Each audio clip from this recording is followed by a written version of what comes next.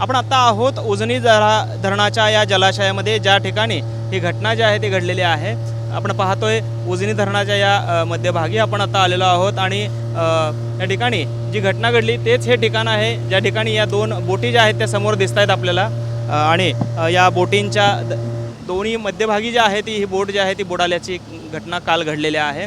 आणि या बोटीमध्ये जवळपास 6 लोक जे आहेत ते त्यांना जलसमाधी मिळाल्याची प्राथमिक माहिती मिळते। मात्र प्रशासनाचा शोध जो आहे तो सुरू आहे।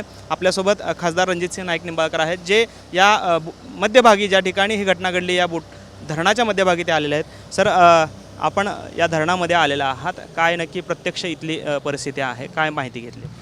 नाही, आता या मगाची जी माहिती होती त्याच्यावर अपडेट आता 5 मिनिटांमध्ये आपल्याला मिळतील। आपण त्यांच्या जे या ठिकाणी बेपत्ता झालेले आहेत त्या कुटुंबियांना आपण भेटलो आता आणि त्यांना सहानुभूती देणं आवश्यक, धीर देणं आवश्यक होतं।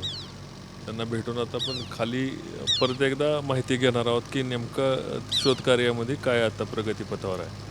ओएसिस फर्टिलिटीच्या तज्ज्ञांनी IVF उपचार पद्धतीद्वारे 1 लाखांहून अधिक जोडप्यांना मातृत्व प्राप्तीचा आनंद दिला आहे।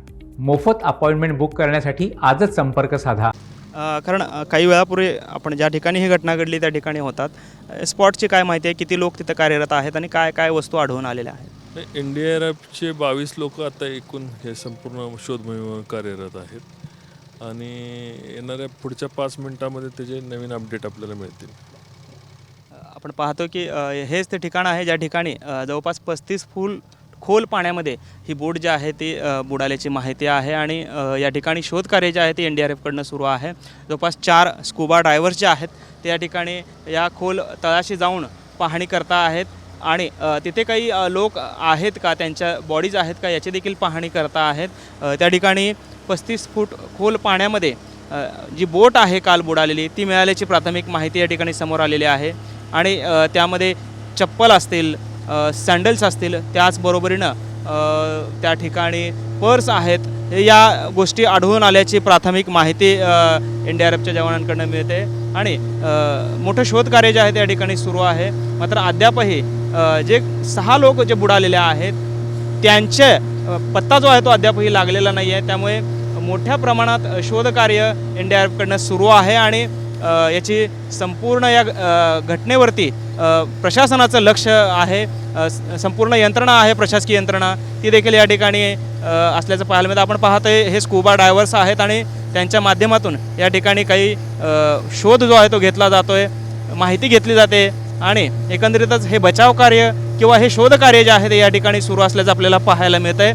संपूर्ण यंत्रणा या ठिकाणी कार्यरत असल्याचं देखील आपल्याला पाहायला मिळत आहे। 4 स्कूबा डायव्हर जे आहेत त्या उजनी धरणाच्या या जलाशयामध्ये या काल झालेल्या घटनेचा शोध घेता आहेत आणि प्राथमिक माहितीनुसार 35 फूट खोल पाण्यामध्ये हे संपूर्ण बोट जी आहे ती मिळाल्याची माहिती आहे।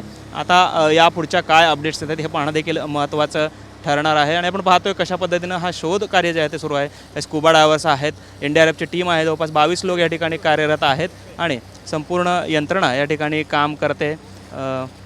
35 फूट खोल पाण्यामध्ये ही बोट जी आहे ते मिळालेली आहे। खरं तर काल सायंकाळच्या सुमारास वादळी वाऱ्यामुळं ही बोट बुडाल्याची माहिती आहे। एकूण 7 लोक जे आहेत ते या बोटमध्ये प्रवासी करत होते आणि त्यापैकी एक प्रवासी जे आहेत, जे पोलीस उपनिरीक्षक आहेत ते या ठिकाणी बचावलेले आहेत, पोहत ते या ठिकाणी आलेले आहेत। आपण पाहतो या ठिकाणी तवंग जो आहे तो तयार झालेला देखील या ठिकाणी पाहायला मिळतोय। हे जे इंधन आहे त्याचे हे तैल जो भाग आहे तो या ठिकाणी आहे आणि पूर्ण यंत्रणा जी आहे त्या ठिकाणी कार्यरत असल्याचं आपल्याला पाहायला मिळतं आहे। खासदार स्वतः या ठिकाणी माहिती जी आहे ती घेत आहेत।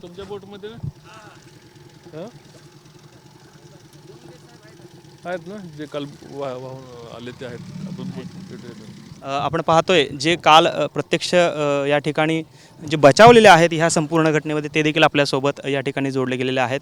ते स्वतः पोहत या ठिकाणी इथं आलेले पाहायला मिळतात। हे समोर येलो कलरचा जो टी-शर्ट घातलेला आहे तेच ते व्यक्ती आहेत आणि त्यांची मानसिकता जी आहे ती नाही आहे। मात्र आपण पाहतोय काल घटनास्थळी जे बचावलेले आहेत त्यापैकी हे जे एक आहेत तेच या ठिकाणी राहुल डोंगरे जे आहेत ते या ठिकाणी असल्याचं आपल्याला पाहायला मिळतं आहे।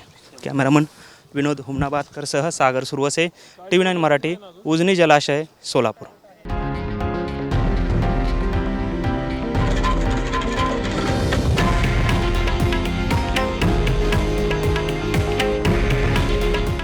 आहे देशातील नंबर 1 न्यूज नेटवर्क आणि आपण पाहत आहात TV9 मराठी. काळजी तुमची, हित महाराष्ट्राचं.